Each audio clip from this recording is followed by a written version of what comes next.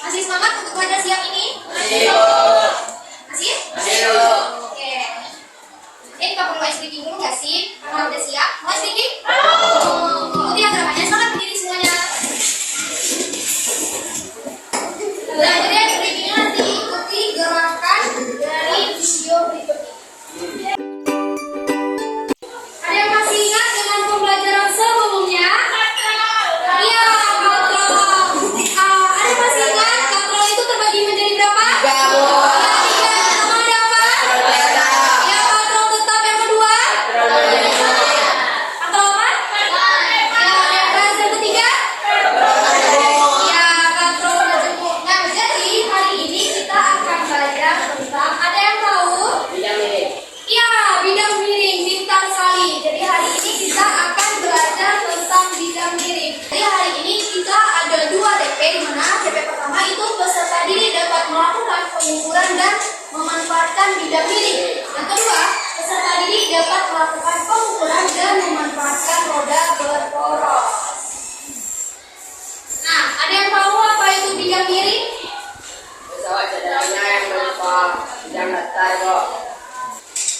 Ya, jadi bidang miring itu adalah sebuah pesawat sederhana yang permukaannya itu datar dipasang miring untuk memudahkan memindahkan benda ke tempat lebih tinggi dengan gaya yang lebih kecil.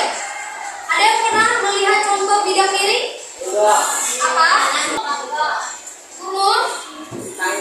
Ya, tangga itu adalah contoh bidang miring. Ada lagi? Jalan yang berkelok.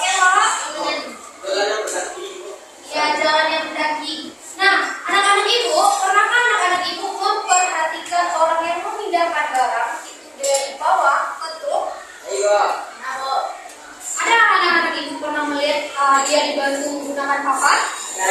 Nah, itu juga merupakan salah satu contoh dari bidang miring. Nah, dari bidang miring ini itu akan memudahkan kita memindahkan benda ke tempat yang lebih tinggi dengan gaya yang lebih kecil. Kalau gayanya lebih kecil, otomatis tenaga kita juga lebih kecil. Adapun contoh dari bidang miring itu dapat dijumpai pada papan luncur, tangga miring, jalan di pegunungan, serta skrup dan pisau yang prinsipnya juga merupakan bidang miring. Jadi pisau itu juga menggunakan prinsip bidang miring.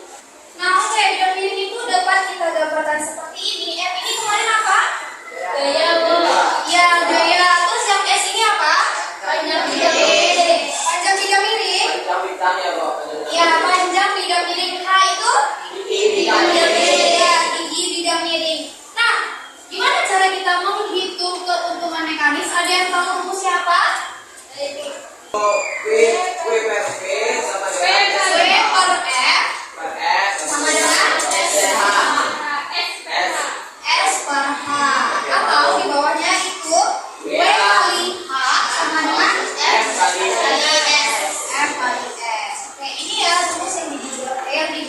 pada bidang miring. Terus ada yang tahu apa itu roda berporos? Pesawat sederhana berupa roda yang dipasangkan pada poros.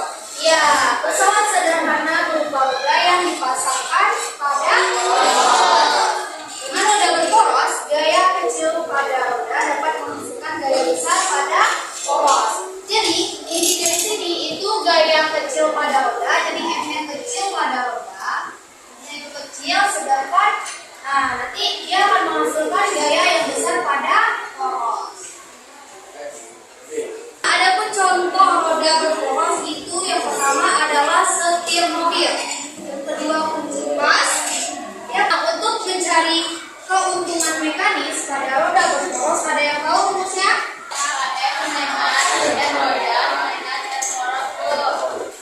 HM sama dengan jari-jari roda per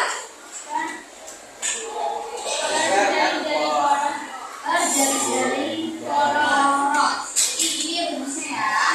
Ibu akan membagi kalian menjadi beberapa kelompok. Satu kelompok terdiri atas dua orang.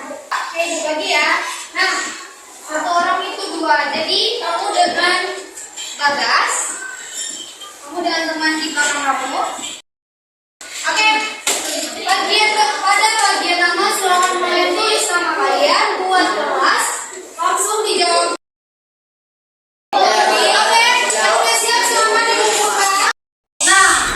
Ibu ada kuis untuk kalian pada hari ini. Pertanyaan pertama, bekerja menggunakan papan panjang.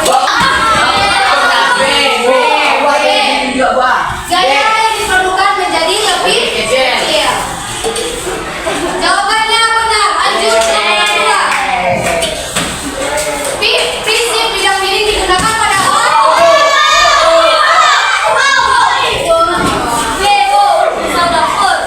pisau dapur. Betul. Jadi dapat disimpulkan bahwa bidang miring itu membantu kita untuk mempermudah kita dalam memperkecil gaya. Tapi panjangnya itu semakin besar.